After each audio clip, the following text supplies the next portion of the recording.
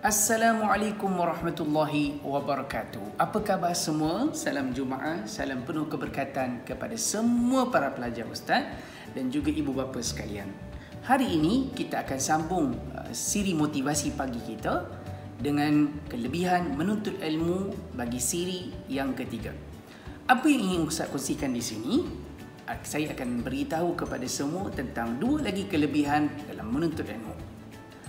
Kelebihan yang pertama, Allah Subhanahu wa taala memberikan kepada orang yang berilmu ataupun orang yang menuntut ilmu ini satu kelebihan di mana para malaikat dan juga segala makhluk Allah yang berada di langit dan juga di bumi akan mendoakan kebaikan kepada orang yang menuntut ilmu. Nabi sallallahu alaihi wasallam menyebutkan dalam satu hadis riwayat Abu Dawud, wa innal malaika la tada'u ajnihataha ridan li talibil ilmi. Sesungguhnya para malaikat itu dia akan melebarkan sayapnya sebagai bentuk tanda redha sayang dia kepada orang yang menuntut ilmu. Wa innal alima la yastaghfiru lahu man fis samawati wa man fil ard. Manakala orang yang berilmu ini akan didoakan oleh para malaikat, dan juga segala penduduk yang berada di langit dan juga di bumi akan mendoakan keampunan kepada mereka.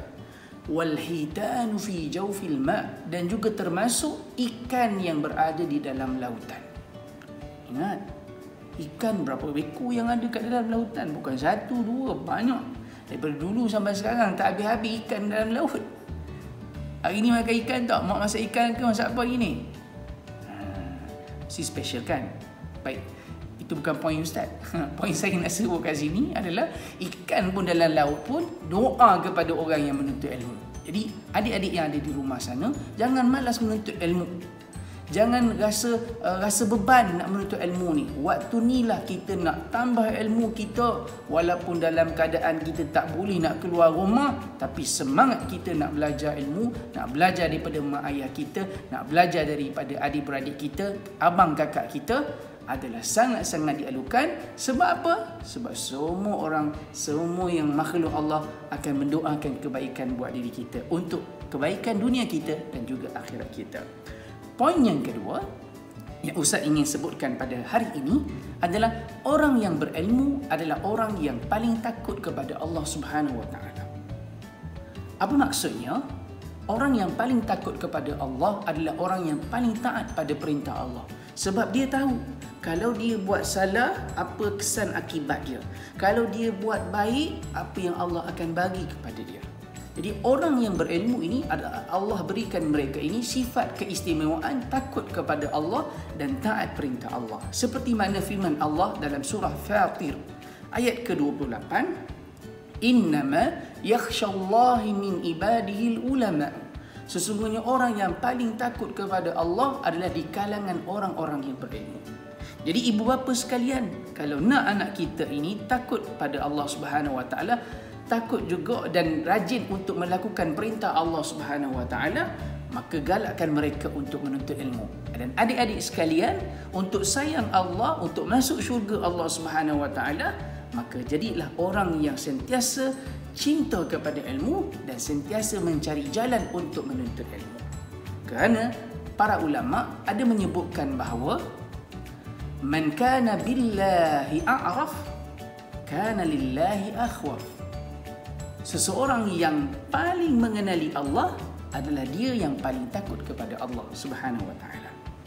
Jadi adik-adik sekalian, dengan hari Jumaat yang penuh keberkatan ini, sama-sama kita berdoa kepada Allah Subhanahu wa taala, mudah-mudahan Allah Subhanahu wa taala tambahkan ilmu buat diri kita, dan mudah-mudahan Allah jadikan kita di kalangan orang yang diberikan kefahaman dan taat perintah Allah, sayang pada ibu bapa kita, sayang pada kawan-kawan kita, dan mudah-mudahan kita menjadi orang yang dicintai dan disayangi ketika hidup kita dan selepas kita tiada.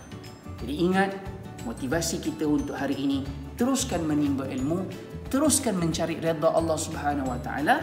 Dan suka juga Ustaz ingatkan pada poin yang terakhir saya, hari ini hari Jumaat, Jangan lupa baca suratul Kahfi. Mudah-mudahan Allah akan terangi hati kita di antara dua Jumaat dengan cahaya dan juga petunjuk daripada Allah Subhanahu Wa Taala. Dan satu lagi, sebelum saya terlupa, antara asar dan juga maghrib adalah waktu yang antara waktu yang paling mustajab untuk kita berdoa kepada Allah.